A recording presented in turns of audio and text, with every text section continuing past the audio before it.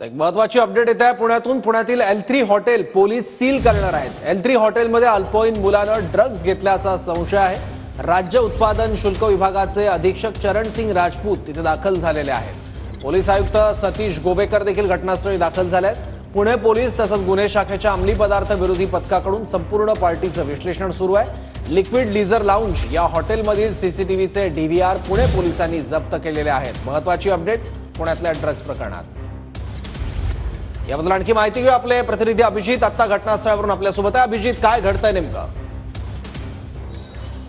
जे liquid leisure आणि lounge hotel आहे एफसी रोडवरचं, याच हॉटेलमध्ये ती पार्टी झाल्याचं आता जवळपास निष्पन्न झालेलं आहे। आणि आता कारवाईचा पहिला बडगा पुणे पोलिसांकडून उचलण्यात येणार आहे, कारण राज्य उत्पादन शुल्क विभाग आणि पुणे पोलिसांकडून हे हॉटेल जे आहे L3 ते आता सील करण्यात येणार आहे। जो सीसीटीव्ही रिकव्हर झालं होतं त्यामधून आता याच हॉटेलमध्ये ही ड्रग्ज पार्टी आणि मद्य पार्टी जी आहे ती झाली असल्याचं माहिती आहे ती समोर आलेली आहे। आणि त्याच अनुषंगानं एक या हॉटेलचा मॅनेजर आणि कर्मचाऱ्याला देखील पुणे पोलिसांनी ताब्यात घेतलेलं आहे। चौकशीसाठी त्यांना पुणे पोलीस घेऊन गेलेले आहेत आणि आता पुढची कारवाई राज्य उत्पादन शुल्क विभागाचं पथक देखील या हॉटेलमध्ये दाखल झालेलं आहे। जवळपास 3 पथकं या हॉटेलची चौकशी करतायत आणि आता चौकशीनंतर हे हॉटेल जे आहे L3 पुण्यावरचं एफसी रोडवरचं ते सील करण्याच्या तयारीत आहेत। थोड्याच वेळात या हॉटेलवर कारवाई केली जाईल आणि हे हॉटेल जे आहे ते सील केलं जाईल। सौरभ, काल आज पहाटे 3 वाजेपर्यंत ही पार्टी सुरू होती आणि याच पार्टीत अल्पवयीन मुलांनी ड्रग्ज सेवन आणि मद्यप्राशन केल्याचे व्हिडिओ मोठ्या प्रमाणात व्हायरल झाले होते आणि जशा माध्यमांवर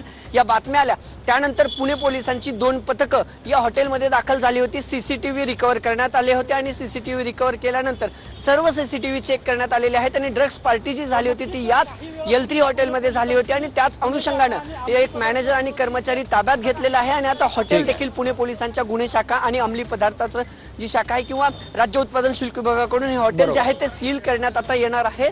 आणि आपल्याला माहिती आहे की 3 पथकं या L3 हॉटेलमध्ये आहेत आणि थोड्याच वेळात हे हॉटेल सौरभ जे आहे ते सील करण्यात येणार आहे। बरोबर अभिजित।